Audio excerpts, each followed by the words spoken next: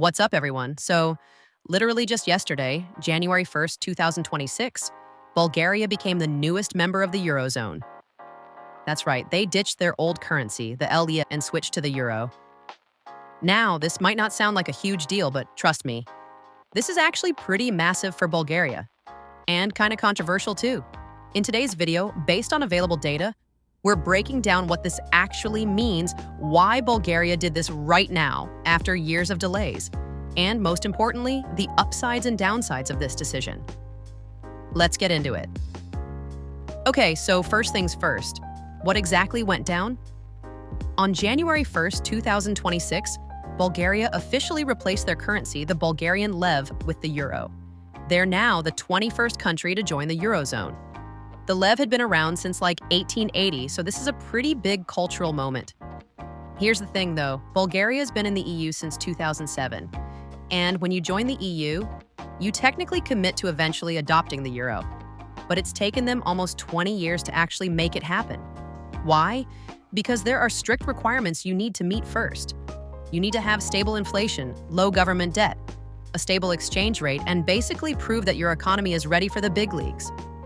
Bulgaria struggled with this for years, and mainly because of high inflation and political chaos. They literally had 8 elections in 5 years. 8! But by mid-2025, they finally checked all the boxes, got the green light from the European Central Bank, and boom, here we are. So the conversion is happening.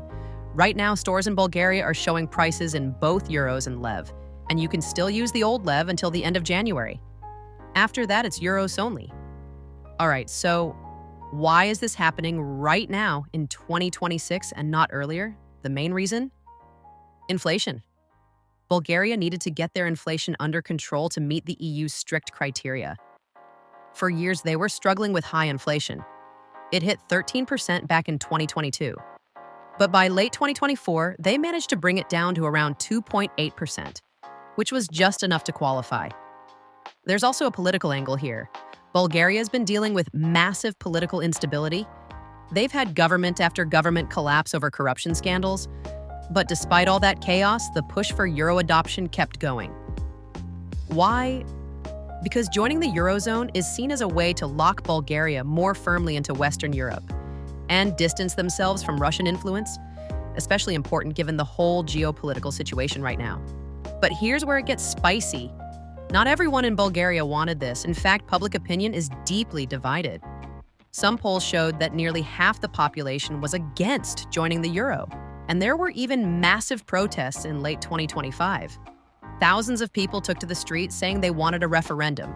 They wanted to vote on this decision. But the government basically said nope and pushed it through anyway.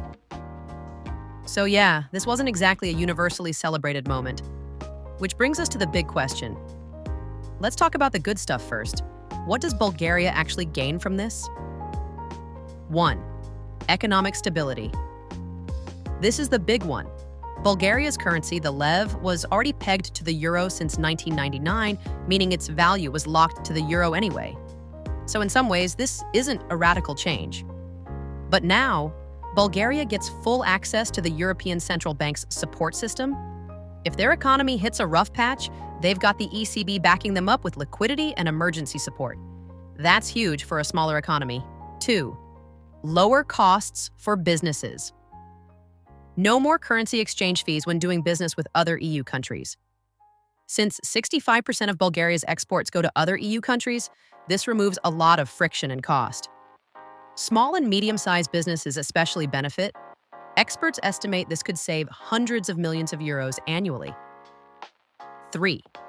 Cheaper borrowing. Adopting the euro typically improves a country's credit rating, which means the government and businesses can borrow money at lower interest rates.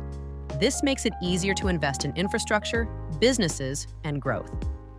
4. Attracting foreign investment investors like stability and predictability. By joining the Eurozone, Bulgaria sends a signal that they're a stable, integrated part of Europe. This could attract more foreign direct investment, which the country desperately needs. 5. A seat at the table. This is underrated but important. Bulgaria now has a voting member on the European Central Bank's Governing Council. They get a say in decisions that affect the entire Eurozone. Before, they were basically subject to ECB policy without any input. Now they're in the room where it happens. Okay, but it's not all sunshine and roses. Let's talk about the real concerns people have. 1. Inflation fears. This is the #1 concern for regular Bulgarians. When countries switch currencies, there's often a risk that businesses will use the confusion to quietly raise prices. You know, oh, it's 5 lev? Well, that rounds up to 3 euros, even though it should be 2.50. The ECB says the inflationary impact should only be 0.2 to 0.4%. But many Bulgarians don't trust this. Food prices in Bulgaria were already up 5% year over year in late 2025, so people are nervous. 2. Loss of control. Bulgaria no longer controls its own monetary policy. Before, they technically had their own central bank making decisions. Now, all those decisions are made by the ECB in Frankfurt, based on what's good for the entire Eurozone, not just Bulgaria. If Bulgaria's economy needs a different approach than Germany or France, too bad. 3. Political timing. Bulgaria is a mess politically right now. Their government literally collapsed in December 2025 amid anti-corruption protests, and they're heading into yet another election. Implementing such a major economic change during political chaos is not ideal. Some economists worry there isn't stable leadership to manage the transition properly. 4. The democratic deficit. This one's more emotional but still important. Many Bulgarians feel like this decision was forced on them. They wanted a referendum, a chance to vote on this, but the government refused. When thousands of signatures were collected to trigger a referendum, Parliament shut it down. That left a lot of people feeling like their voice didn't matter. 5. Loss of identity. The lev wasn't just money, it was a symbol of Bulgarian independence and history, dating back to the 1880s. The old lev banknotes featured Bulgarian cultural icons and artists. Some people feel like adopting the euro means giving up a piece of their national identity.